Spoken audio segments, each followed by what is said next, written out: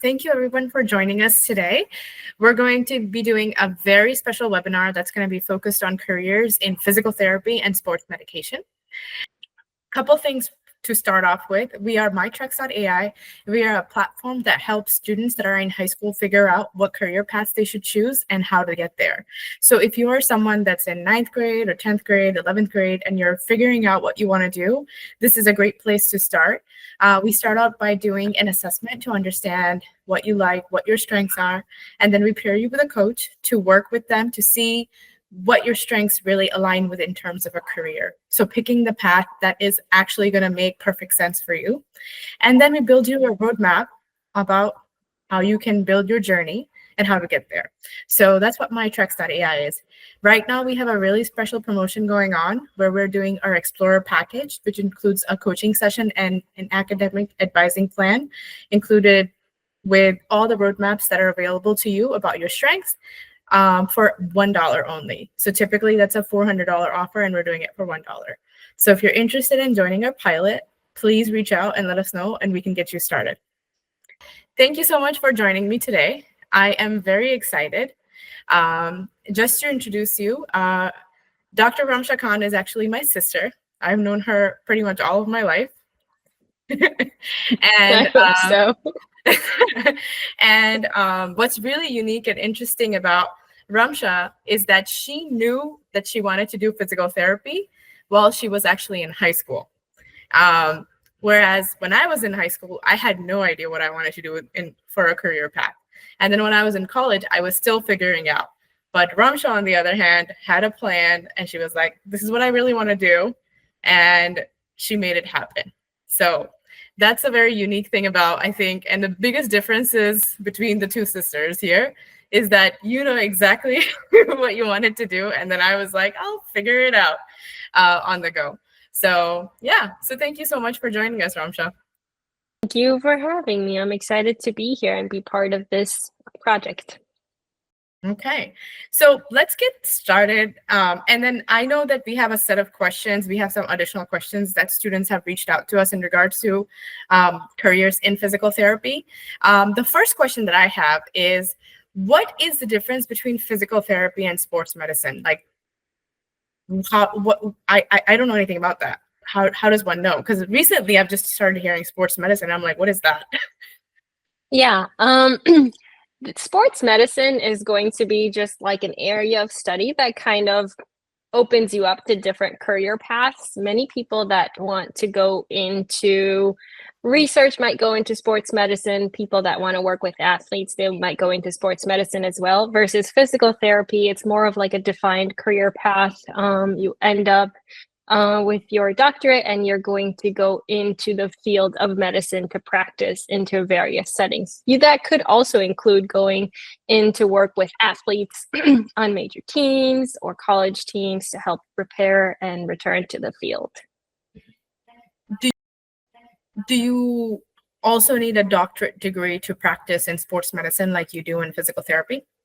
No, because you won't be working at the capacity as a doctor. You will work in a different role within the team. You might be working on, strength training. You might go into personal training with that degree, but at a higher level for athletic level.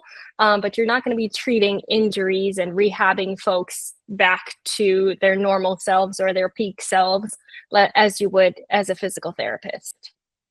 Oh, so then what is the key difference, if you had to say it in one word? So does a physical therapist diagnose, treat, and recover, whereas a sports medicine specialist, I guess? Yeah, so you can think of it as a sports medicine specialist may work under a physical therapist, under their license to work with patients. You're not going to see many folks in sports medicine working on their own to work in that degree of helping patients and rehabbing them in the medical world. You might see it, like I'm saying, on like sports teams where you might be working with a coach to help somebody regain their function after a minor injury to get them back in the sport. But like say, for example, you have an ACL repair, right? You're gonna go have surgery, and then you're gonna be in physical therapy for probably 3 months at least, and you're gonna be working with a physical therapist. Now you're a professional basketball player. Once you go back onto the team, you're gonna be working with your coach and maybe somebody who has a background in exercise medicine to get back to the sport. So it's more probably higher level training, but you do not have your doctorate to practice at that level. Okay, that makes perfect sense. Mhm. But I have a question following that. So Mhm. nowadays, a lot of students are actually interested in the idea of entrepreneurship, right? And they also would want to become a physical therapist. So does that mean that being a doctor of physical therapy, if you wanted to one day, you can have your own practice? Is that something that people do? Yeah, of course. And I think that's becoming more and more of a theme that people are following. They're not even opening up their own practice. They're basically mobile PTs that go from home to home on their own instead of working for like an home-based company, meaning like home health or anything like that. They practice under their own license and they bill through their own EMR system, and they run their own business. They have their own clients. They build their own rapport with doctors that are going to be referring them patients. So yes, you could definitely be somebody who is very independent and wants that entrepreneurship lifestyle. And then you can also expand. People can work with you. You can have PTAs underneath you. So it can grow to be big, but it's a much different world, and you have to have a love for it to go down Okay. that, because I asked you this question because that was a text message I got from a student, because they were like, I really want to go on this track, but I want to do something on my own. Is there a possibility of combining the two things together where I have my own business and I also do physical therapy? So that was the answer to that question. So thank you for answering that. Did you have any? Certainly. I just want to add to that really quick. They're making more and more EMR systems, which are basically systems that we use to document how we take care of our patients so that we have a legal record. And they're making them more and more user-friendly for people who do have their independent practices. Because right now, when you start your own business, you have to think about billing, which is, a whole another realm of the world. And most PTs don't know much past billing other than the codes that we're using. And then you also have to know your PT practice. You also have to have your own clientele that you're working with, and then doctors that you're working with. But now EMR systems are making it a little bit more seamless for people who do want to go down that path. What is an EMR system exactly? It's an electronic medical recording system. So that's how you're going to document who you saw and what exercises you did with them. Of course, in medicine, you have to have a log of everything that you're doing with the patient just for legal purposes. Okay.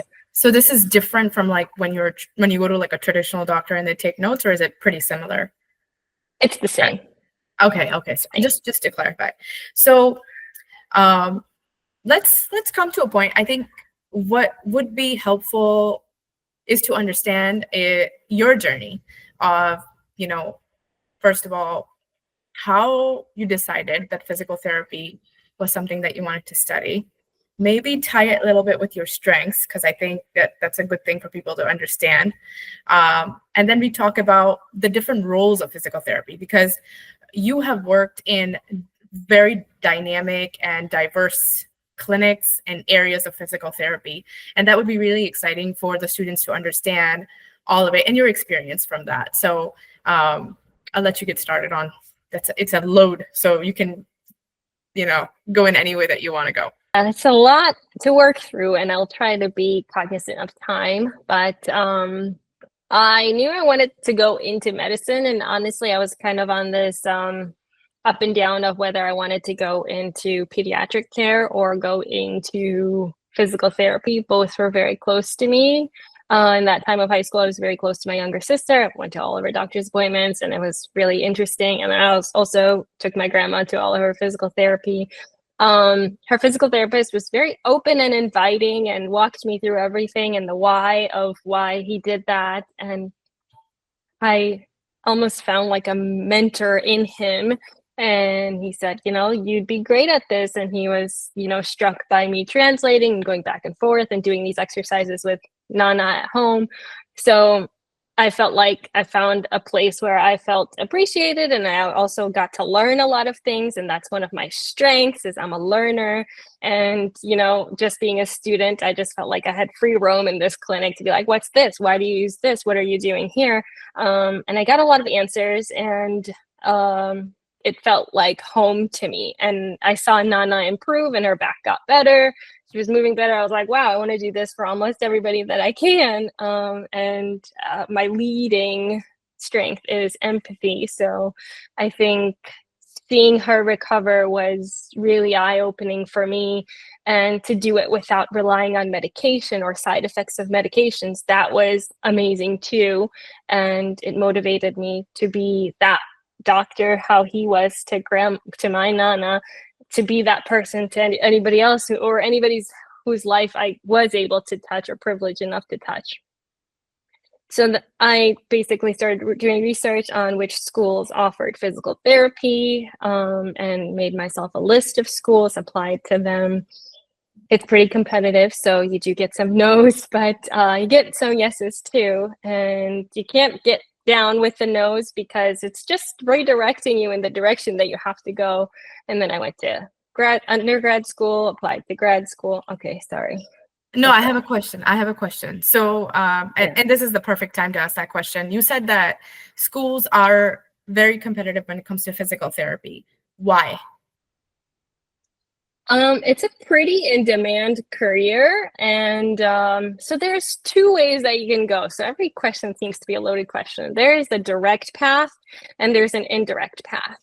Direct path is basically you're applying into a school that has a doctorate program, and you're also applying to that at the same time.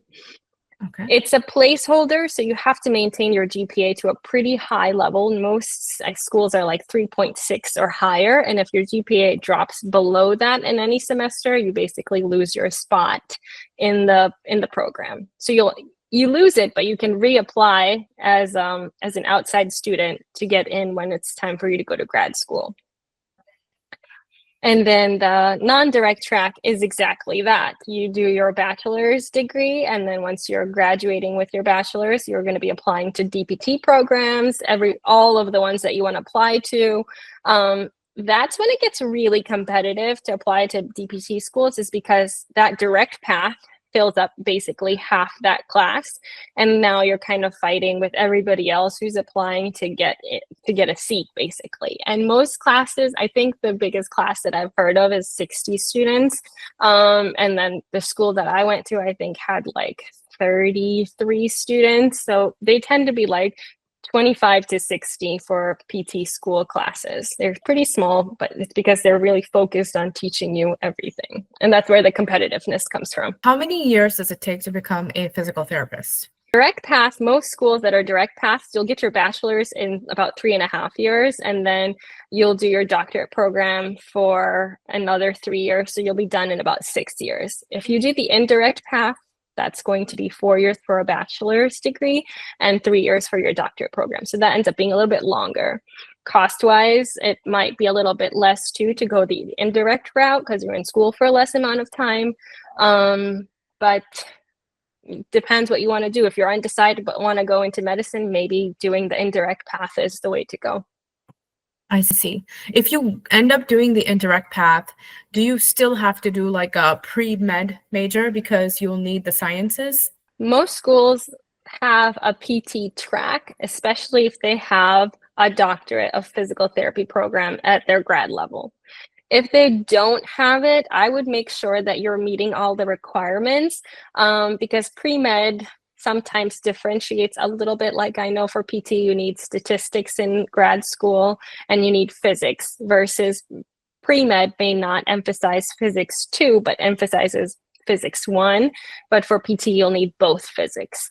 So it might be, if you're on a pre-med track and you want to go into PT, you just might have to take some extra classes, and you might get to remove a few classes from the pre-med track. So just looking ahead and making sure you're getting the classes required. And it's super easy when you go onto any doctorate program website, they'll tell you what classes they look for. Every school has it.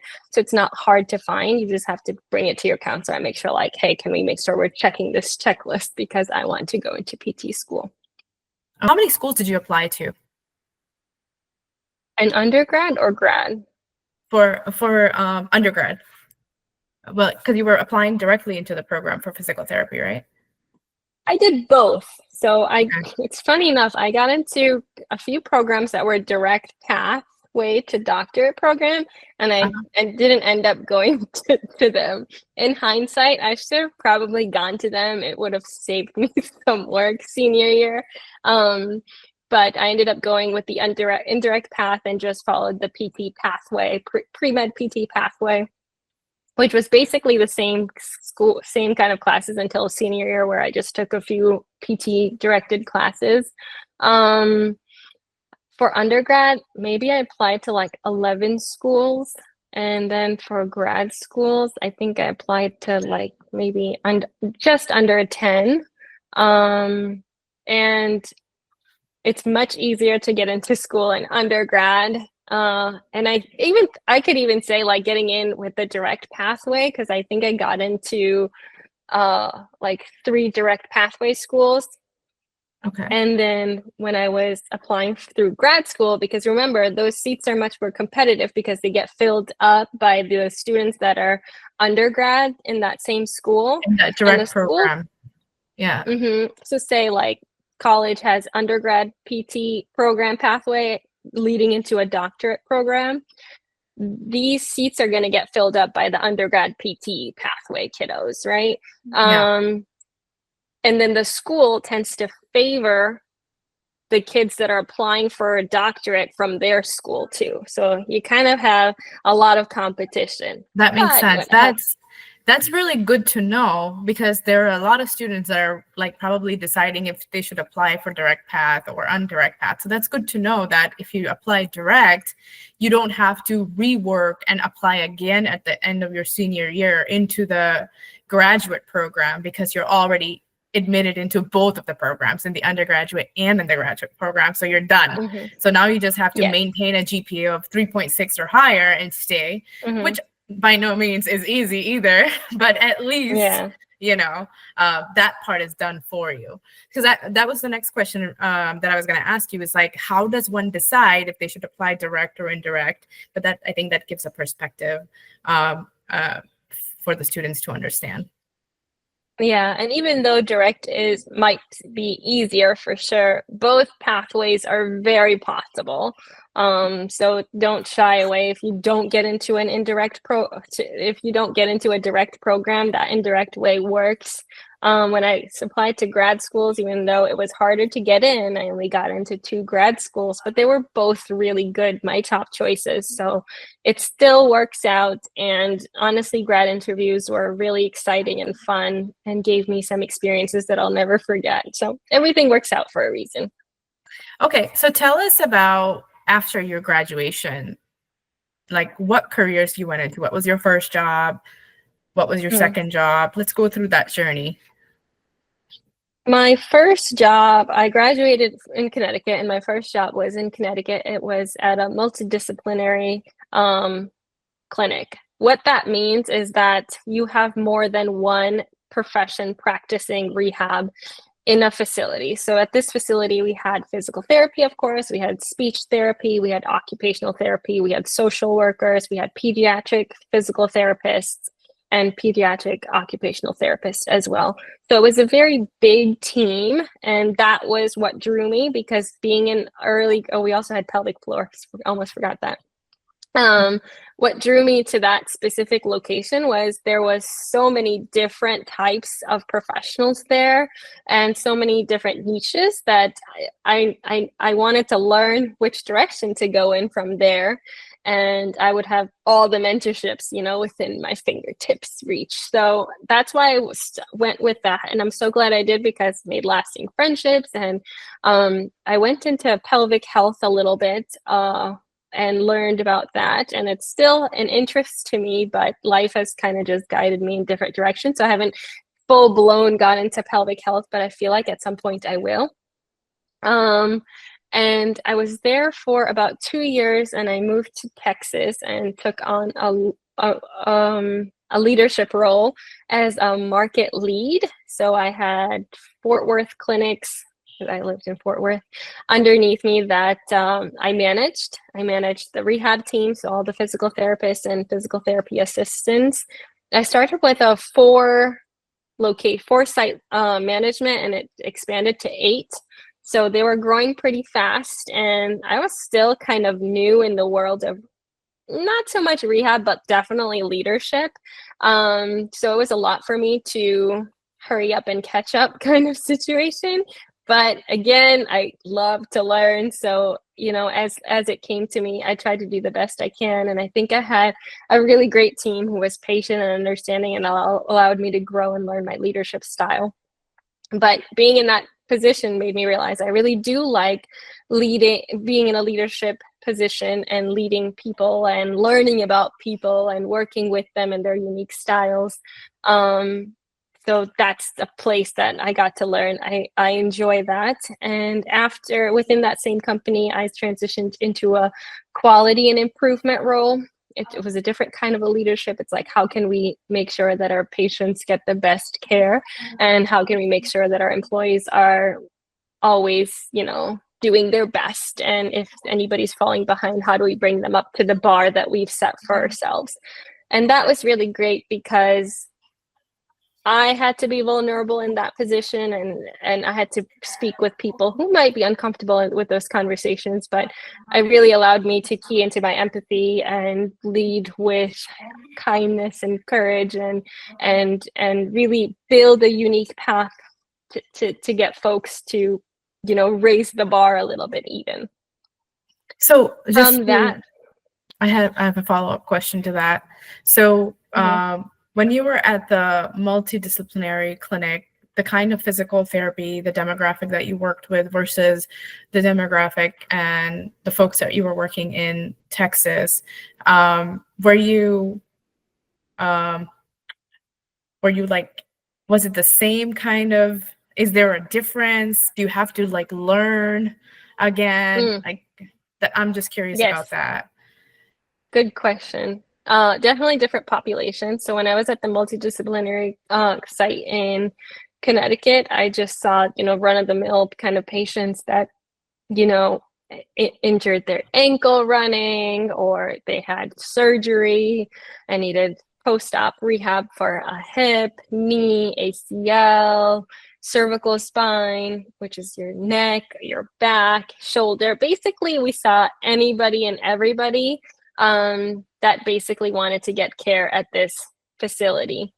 When I came to Texas, my patient population definitely changed because I was in outpatient industrial rehab, which is just a fancy term for workers' comp work. There is, some taboo out there that, workers' comp may not be true physical therapy, but it honestly is very true physical therapy because you're working with people who have very demanding jobs, and they have also a lot of other pressure on them to provide for their families, and that comes with a lot of stress. So these patients are a lot more involved. In Texas, there was also the challenge of working with a lot more Spanish population.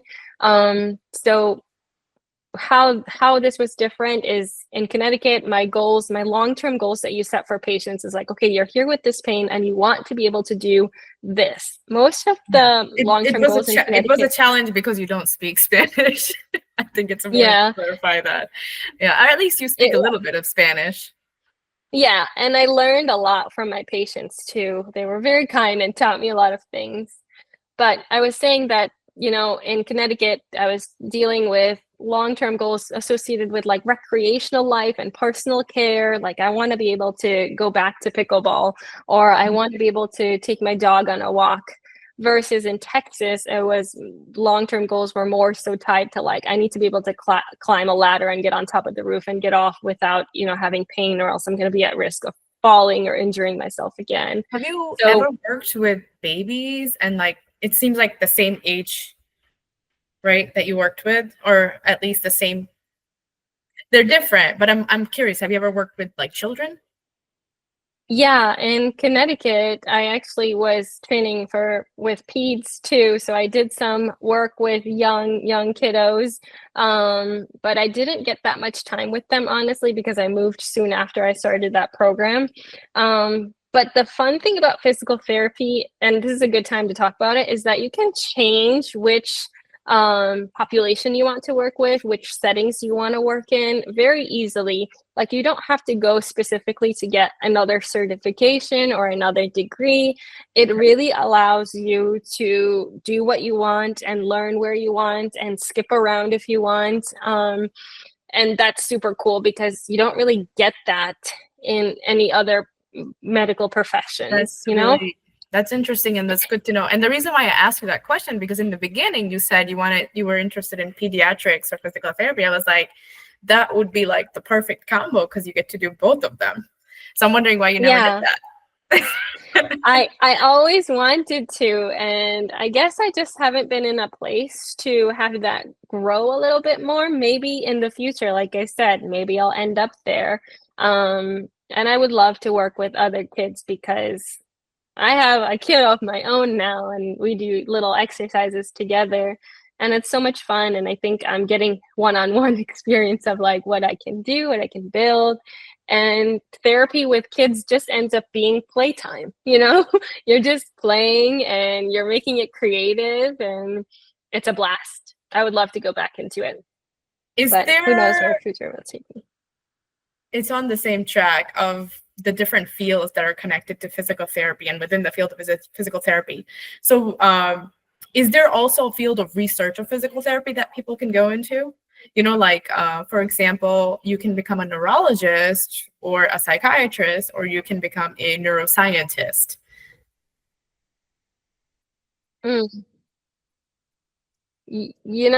I don't think there's a specific like career path.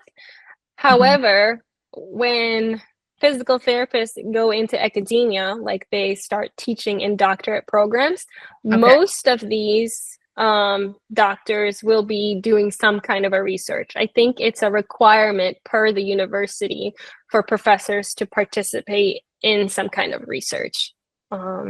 So you would have to go and become a doctor of physical therapy, a DPT, and then get a PhD to do that? No, I think you can just actually, you know what? That's a question. I don't think you need to have your PhD to do research, because in grad school, when you are in grad school for PT, before you graduate, you have to do a research project. It's part of your curriculum. Okay. A lot of the professors that we worked with, I don't believe had their PhD, but they were doctors of physical therapy and they had a strong research background. So I don't think you need to have your PhD to do research in physical therapy, but I think some doctors of physical therapy do end up getting their PhD, probably because it gives them more insight and more tools to be a good researcher. Okay, well, that's good to know. And I guess we can always Google it if we need to, whether you need a research PhD if you want to do research. Okay. I mean, if there's someone with a specific question, I can definitely reach out to my resources and ask them too. Okay. So now I know in your role in Fort Worth when you were working, you were hiring a lot of physical therapists and training a lot of physical therapists. For the students out there, what is the job outlook for physical therapy career and I guess sports medicine as well? Honestly, the market for physical therapy is booming. I think anywhere you apply, you will at least get an interview, as long as it's not a very specific type of a role. And that's really good because it kind of gives you the choice of where do you want to go, where do you want to take your career. I had a lot of turnover just because there was a lot of changes happening within the company. So I did do a lot of hiring, interviewing, onboarding, which was very interesting and fun at that time too. But long term, if you're somebody who wants to be in a career in a specific career, specific setting for a long time, physical therapy is still for you, because there's, in Connecticut where I worked, there was a physical therapist there who had been there for 40 plus years. So you can stay in the same setting as long as you love it and enjoy it and it's your home. But there's also a lot of physical therapists who, like myself, kind of jump around and use that time to explore settings and types of patient population, so that it not only keeps it, in my opinion, keeps it interesting, but it allows me to grow different skills as well.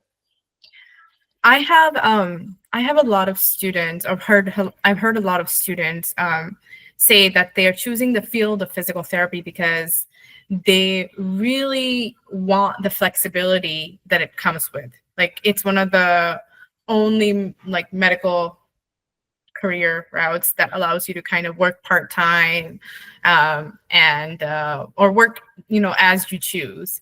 But I don't know too much about that. Is that true? And is that later on in the career, or like when you like right out of college you can do that?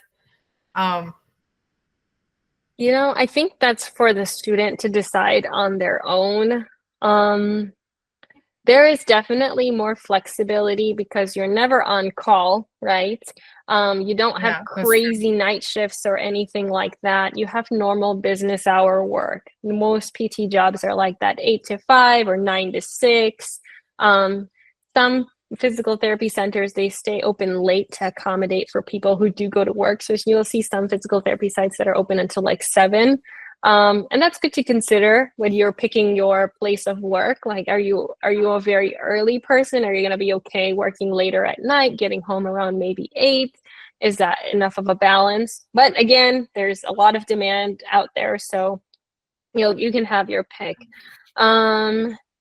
Based flexibility going on, part-time work. Yes, there's a lot of part-time jobs out there, but not all part-time jobs come with benefits. So if that's something that you're seeking, then full-time employment might be the route. But if benefits obviously are not a thing, then you can basically do PRN work, which is as needed. You basically give your employer a schedule like, hey, I'm available Mondays and Wednesdays and Fridays on this week, but on the next week, I'm only available Mondays and Tuesday.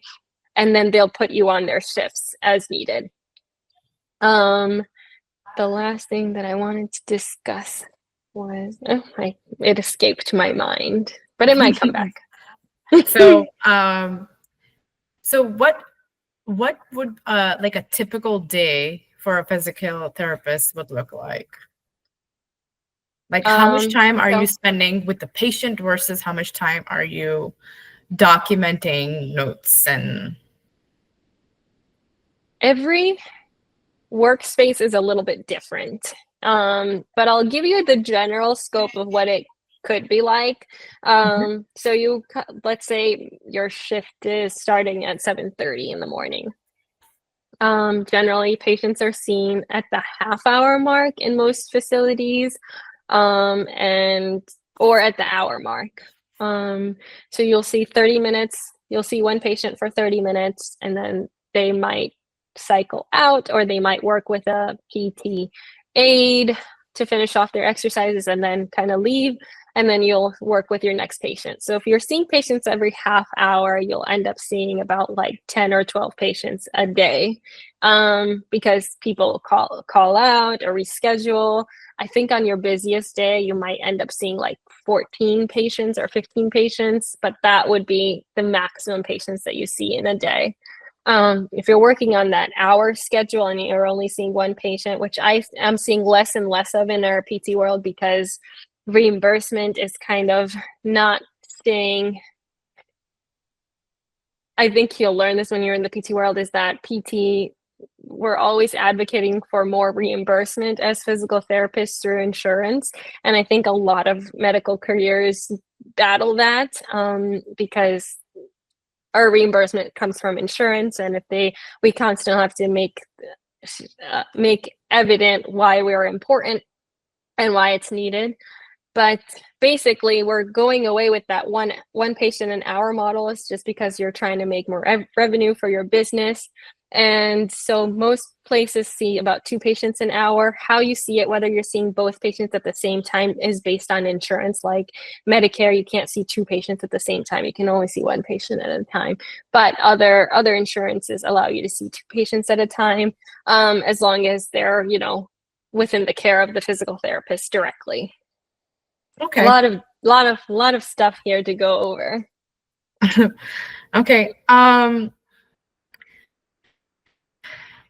What part of the job, and I'm trying to think about this question very carefully, because what parts of the job do you really like, or any physical therapist would really enjoy, versus what parts would you say that if you cannot do this, or that this is part of the job and you have to deal with it? Because I think it's really good for the students to know what's required for them to do, and they should know the good and the ugly as well. So if you can start with what's rewarding versus what is an area that you would need to develop the skill, or something that you were like, I didn't know this was going to be so much of that, or I had to learn this. I think the positive is what most healthcare professionals will say, is that it's rewarding to work with people. I think in physical therapy, you really take somebody who once did something and now can't, and they are kind of in that mindset of, will I ever? And you get to be their crutch and say, yes, we're going to do it together, and we're not going to stop until we get there. And sometimes you have to be their motivating coach, because they might be having a really down day, and sometimes you're chasing your patient around because they're just running through their exercises. So it's good to see people go from that point of like, I can't move, it hurts too much, to like literally running around in your gym, and you're like, hang on, wait, I'm losing my train of thought because you're going too fast. And it's amazing. And patients remember you too, like come holiday time, they'll stop in and say hi and bring you a coffee, and they'll make jokes about like, remember when I couldn't get off my butt? And it's like, yes, I do remember. And they'll be like, well, I went on vacation, I did this all by myself, my partner didn't help me at all. And they're super proud of their own journey, and it's great to see them light up and look back at their experience. Some patients are very reflective. They're like, last week I couldn't do this and I can't do it, look. And it's awesome to have that in your day-to-day life of like, yes, you can do it. Yes, you can do it. And then soon the patients are saying, yes, I can do it. Yes, I can do it. So that's amazing. The hard part of physical therapy that I honestly did not know is that there are patients that you'll see in your office more than I would want to see. People suffering with like long-term mental health illnesses, and people who haven't gotten the right kind of care, people who have been neglected in the medical system, and now they're already angry at you even though you haven't had a conversation. So having those people skills of like taking a situation that might be ugly in that other person's mind and bringing them back down to like, hey, this is our first time together, and I'm really excited to work with you, and I'm so happy that you made it to your appointment. This is a great step in your journey. Showing up counts a lot. I think having that conversation of de-escalating and really showing up for the patient sometimes can be really hard, right? Because you have your own life and no one's asking you how you are, right? But you have to somehow show up for all of these patients on their worst day, right? Because they're always seeing you on their worst day. They're in pain. The doctor told them they have to go exercise when they don't even want to move, and they hate their physical therapist because their physical therapist is like, all right, I'm going to move this really painful joint to see how well you can move it, Yeah. So you have to take that with a grain of salt, that these are things that you have to do, and you have to have the skills to have that conversation of saying this. You have to be vulnerable. Like, I have to do this to get my baseline measures, but this is for you, and it'll be painful, but it'll be brief. And after this, we can do something that's a little bit easier. I think a smile goes a long way. I think in our world of technology, people are always behind a laptop. Like I'm sure you've been at a doctor's office and you didn't even see your doctor's face because they're in their laptop. I think putting that laptop away and really showing up for your patient means a lot, and acknowledging everything that they've gone through, like patients tend to ruminate on things, so they'll just keep saying the same thing over and over and over again. Yeah. And instead of thinking like, oh my gosh, can you stop talking about this? I get it. You can say like, wow, thanks for sharing. That seems like that had a really big impact on you. And I can understand why. Validating is very good. So I guess you got to have a lot of patience. Mm-hmm. Yeah. To work with patients, yes. Yeah. So you got to have a lot of patience. And, it sounds like that there is, it might be beneficial to take some psychology classes if you want to go into physical therapy and learn a little bit more about maybe movement disorders or cognitive decline issues and degenerative issues that impact, it comes with it. And even learn a little bit about pain, right? Because pain, I think it's a very complex and interesting topic to learn. Everybody, like when we go to a doctor's clinic, they just give you that chart with the smiley faces 1 through 10, and they expect you to pick a number, and every single time, I don't know if they've actually done research, but I think people pick 7 very often because people are very hesitant about picking 10, and then they don't want to be like 50% because if they're at the doctor's office, I don't know how beneficial that pain chart is, but it is a pretty standard thing that almost every doctor uses, and it's difficult to kind of go off of that. Culturally, it can be very difficult. I know that initially when we first our family first time went to the doctor in this country, and they were like, pick 1 through 10 what pain you're at. And they're like, what?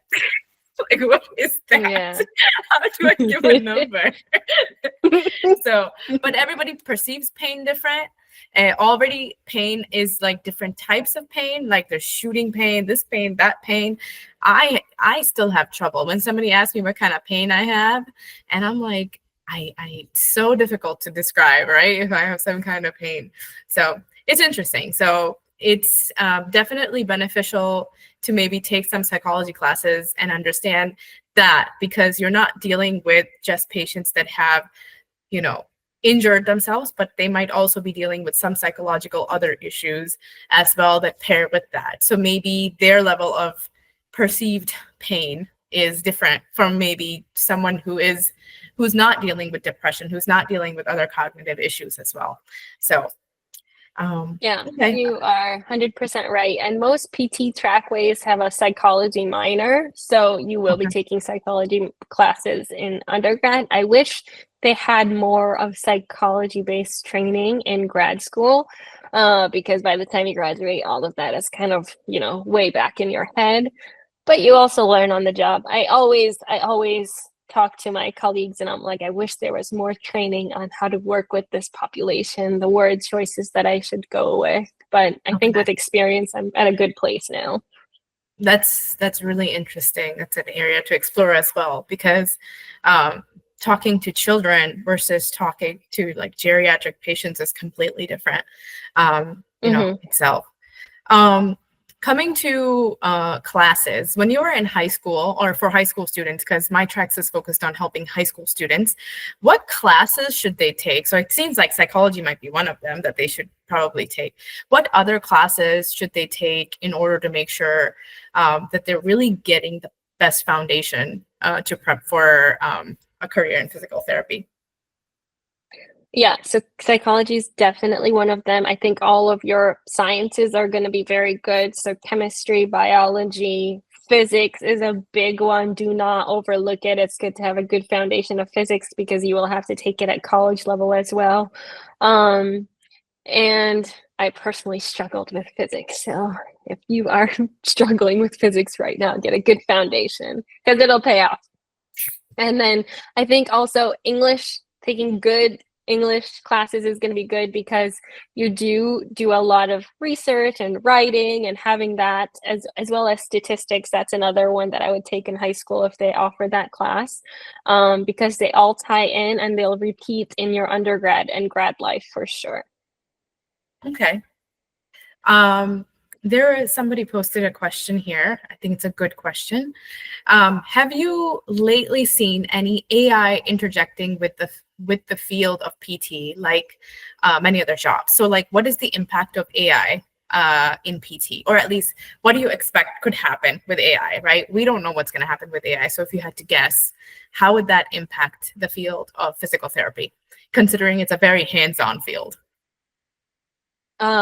Yeah, I think AI is probably going to be used a little bit more in documentation because documentation takes a long time. A lot of the documentation systems that I've seen, they are very typing heavy. So, having somebody do that for you or the computer do it for you, it really takes the work away so you can focus on the patient. And I think having just an idea of like, you always get home exercises, right, to do instead of just therapy because that's going to take you much farther in your rehab. So I think maybe there might be a little bit more to just developing a home exercise program and getting it to the patient, and maybe even like sending reminders on their phone to do their exercises, because sometimes, most times, I'll just say, once they're out of the clinic, they're like, whoop, done my exercises. I won't do it again till I come back. And that makes you stagnant in your growth in physical therapy, because if you want to walk, you have to practice, right? If you want to run, you have to practice. So it'll be good to have those reminders. I think also having like a quick summary of how the patient is feeling, if your EMR could give you a gist of like, oh, this patient reported this, this, and this, and then you can build a plan on this really, really fast.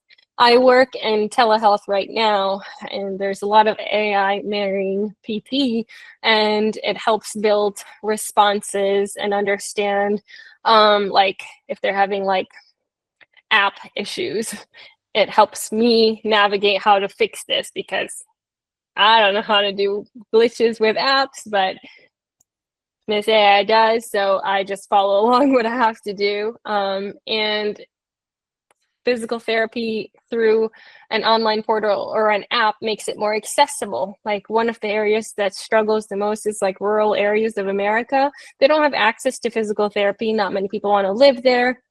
But now with telehealth, there's that option to get everybody that care, which is awesome. So, that is also AI marrying physical therapy and guiding us along to make sure that all the areas of this patient's concerns are getting taken care of. Interesting. Okay, that's good to know. So there is actually multiple opportunities when it comes to AI and physical therapy. Yeah, I think the biggest one right now is documentation systems. And then some of like the leading telehealth companies like Hinge and Sword, I think they're maximizing the use of it for sure. Okay, perfect. I think we have gone through all the questions that I had for you, and I am going to check one last time if we had any more questions. I think we covered the students' questions as well. Yeah, we did. So, any last advice that we can close off for our high school students that are considering a career in physical therapy and sports medicine before we sign off? Yeah, I just wanted to add one thing about like a day in a life of a physical therapist. So yes, you are working with patients, but generally you're like in a big gym with other clinicians, other PTAs, PT aides, and all day long you're working together treating patients, but you're also bouncing around with jokes, telling silly stories. Patients tend to, pick on you, and now the whole team is picking on you. And it's just a very fun environment to be in. It's not very stressful. You might have a stressful patient here and there, but your team is always with you. And I've never been in a clinic where a physical therapist or PTA hasn't gone out of their way to be like, hey, are you okay? That was a tough one, right? And it's just, that you're not alone because they've gone through it with it too. And as for like advice, do your research, and then shadow somebody, like find a mentor like I did, and ask your questions. And even if you feel like your questions are silly, they are not, because this is something that you're going to do for the rest of your life. You have to make sure that you like all parts of it, most parts of it at least, and you like where the challenges are in that career too. Like how is your mentor growing, and what other things could be the potential, like just like that AI question, like how are we growing with AI in physical therapy? Yes, there are many ways, and if that's something that interests you, find a mentor, talk to them about it, and you'll learn so much more from it and help you decide for sure. Okay, perfect. We can close on this note. If you are a student who is interested in learning more about yourself, and if you're interested in the career of physical therapy, good and lucky for you, Ramsha is actually available on mytreks.ai to mentor you, and she's actually our leading coach right now. So she will go through your strengths, she will talk you through that, help you figure out which career path is right for you. And if you have some questions about careers in the medical field, she is available to answer those for you. So if you're interested, please join mytreks.ai. The app is available on iOS and actually on Android as of yesterday. We launched on Android yesterday. So please download the app. Go ahead, go through the assessment, fill it out, and get started. Get your Clifton Strengths Finders done, and you can be part of our community. So thank you so much, Ramsha. This was a really great conversation. I got to learn so much about you, and it's crazy because you're my sister. I should know all that. But this was good. So thank you so much. I appreciate it a lot. Help, and anybody needs to talk about physical therapy or pre-med track, let me know. I'm here for you for sure. All righty. Have a good day. Bye-bye. Bye.